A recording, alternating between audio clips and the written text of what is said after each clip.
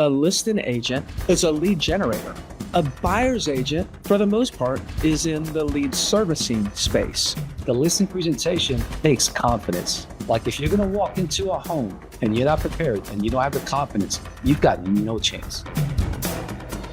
Hello, everyone, and welcome to the Level Up Podcast with myself, Greg Harrelson. This is where I focus on taking you from agent to entrepreneur. As you know, I have a passion for developing agents. And on today's episode, I'm going to share another quick strategy on how you can increase your production. I'm going to be real, so you be ready. Let's level up.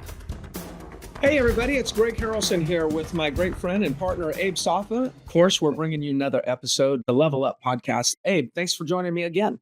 Yeah, Greg, I'm looking forward to this conversation. Let's just continue the conversation that we've had for many, many years. And that's the conversation around listing agent. And the question, so you want to be a listing agent? That's what a lot of people want in the industry, right? They think that being a listing agent is going to be critical in order to do big business. And I remember from when I was very young in this business, 30 years ago, I was told things like, you got to list to last.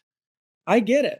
Yeah, I get it. But you know what? I know a lot of buyer agents that are lasting a long time too and doing quite a bit of business. So I don't think being a listing agent is for everybody. For those, though, that are actually thinking that they want to be a listing agent, we're talking to you today. So Abe, let's just dive into what do we think those things are? What do people need to do right now if they want to be a listing agent? What's the first thing that comes to your mind?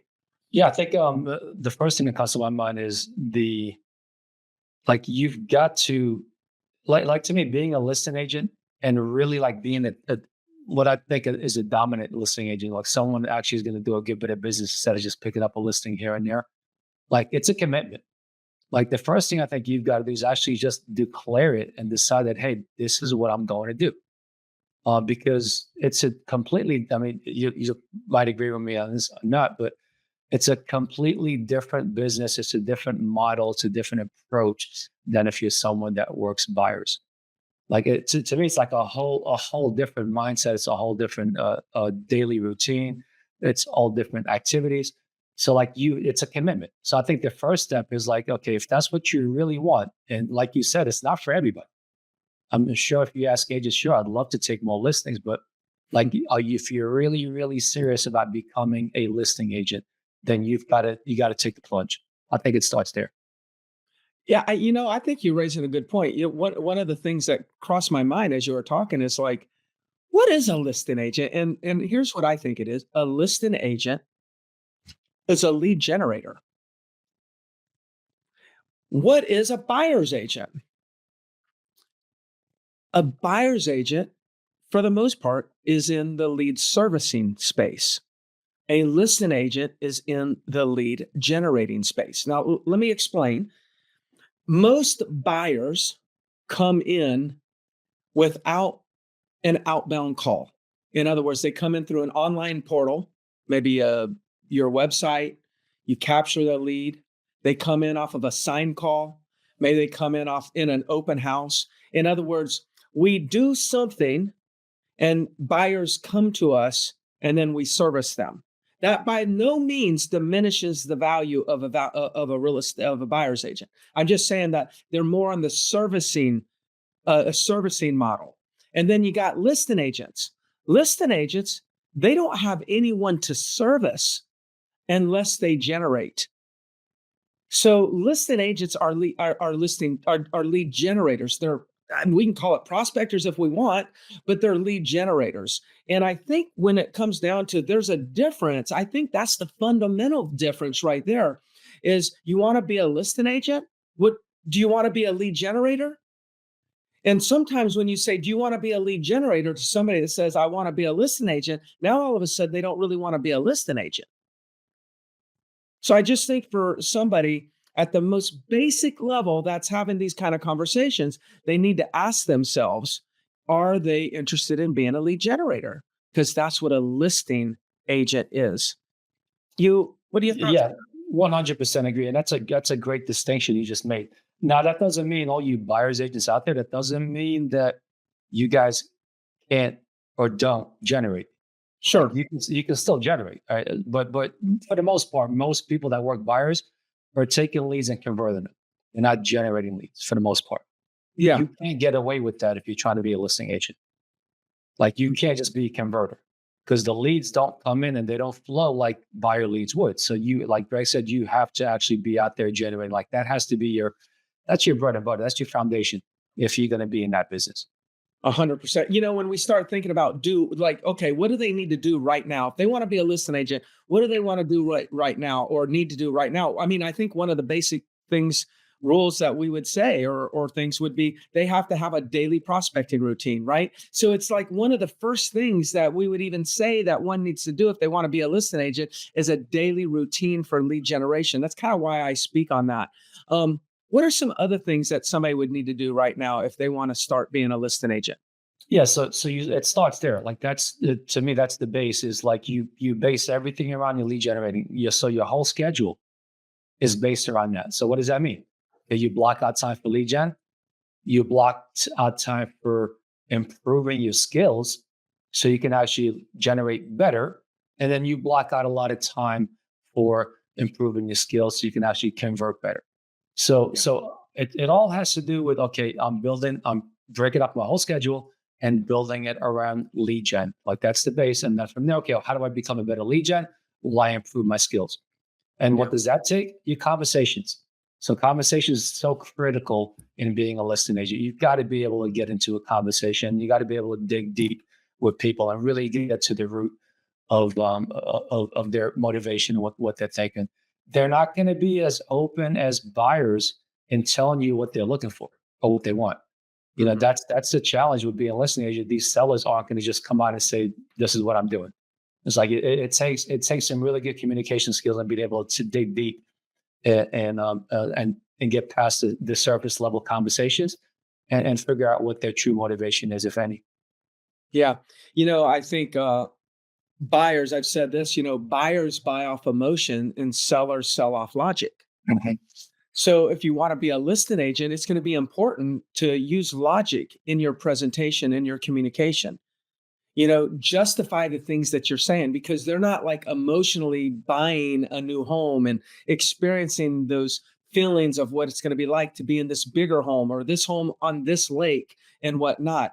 They've already experienced all those experiences. They're looking at it more logically. They're looking at it more from a financial standpoint. I'm not saying that financial is the only part of selling. There's probably some emotion in there, but the rule is buyers buy off emotion and sellers sell off logic. So it's very important. You know, Abe, we've had this conversation and I just want to kind of get your opinion. What do you think is important? If you wanted to be a listing agent and you had to choose to learn two things, but you were going to learn one before the other. One was learn how to do a listing presentation, or do you think it's better to learn how to prospect first? That's a good question, Greg, because I mean, I can argue that either way. But I would say listing presentation. And let me tell you why. Listing presentation, I mean, there's a lot of resistance in picking up the phone and calling and lead gen, but that's easier to fix, right? That's surface level, like a couple of conversations with an agent, a couple of things you show them, a little bit of repetition, and they can get over that discomfort and be able to jump in and make calls. But the listing presentation takes confidence. Mm-hmm. Like if you're going to walk into a home and you're not prepared and you don't have the confidence, you've got no chance. I mean, unless someone that you know, it's a family member, a friend, a referral, something like that. You walk in and you're competing with other agents as a listing agent in the listing presentation, you've got no chance. So that lack of confidence, believe it or not, is going to kind of impede us from lead gen. Because in the back of our minds, we're thinking, okay, well, I'm going to go in now, I'm going to compete with 3 other agents. I've got no shot. So your whole demeanor, your mindset, your attitude, the words that you use, everything in lead gen starts to fall apart because that confidence isn't there that, hey, when I do get a lead, if I do set an appointment, I'm closing this thing. Yeah. So I think you learn listing presentation as quickly as possible, and really that's something that you never stop working on. I think you master it. I agree with you. I would choose listing presentation myself. And the reason why I would choose listing presentation, a lot of it has to do with confidence, which you already mentioned. But what I learned in coaching is that agents who prospect, but they don't have the confidence in the listing presentation, they have a hard time asking for appointments because subconsciously they fear if the person says yes to the appointment, they're going to have to give a presentation. And they're not confident in the presentation. So then what happens is they're hesitant on asking for the appointment. They may be talking to somebody and figure out, hey, this is really a seller lead. And instead it's saying, hey, why don't I come by tomorrow at 2, unless you think 3's better, take a look at your property and share some information that might help you make some decisions. Instead of saying that, they'll say something like this. All right, well, why don't I do a little bit of research and send you an email and I'll follow up with you and we'll talk a little bit more tomorrow. So the difference is somebody may resist setting the in-person appointment for fear of having to make a presentation. So they'll default to not asking for the in-person presentation or appointment, and they'll just stay kind of like disconnected on the phone, sending emails back and forth. And we know that the conversion is going to increase dramatically in person. We got to get face to face, belly to belly with people. And that's where the conversion is going to come from. So, I think both of us agree. I love how you were a little bit hesitant to answer because it's not a clear, it's definitely this one, because on the other side, if we were going to argue it, I would argue that, if you have nobody to present to, then you could have the best presentation in the world. If you got nobody to present to, there's nothing there. I mean, is that what you would think also? Or Yeah, what would be your argument to the other way? And I can argue it's a numbers game, right? I set enough appointments, no matter how bad my presentation is, I'm going to take some listings, right? But we're talking about being a listing agent, right? Being someone that's actually going to go in there and get some listings and do it consistently. We're not talking about just stumbling into one and getting lucky. So having the listing presentation that's solid is going to help you go a long way in not only getting listings, but also being able to generate with more confidence and be more productive. Yeah. Before we end, there's a few things that I remember you had mentioned out to me. I kind of jotted them down and you were saying, number one is you got to decide, declare it. Like if you want to be a listing agent, then own it. Own it.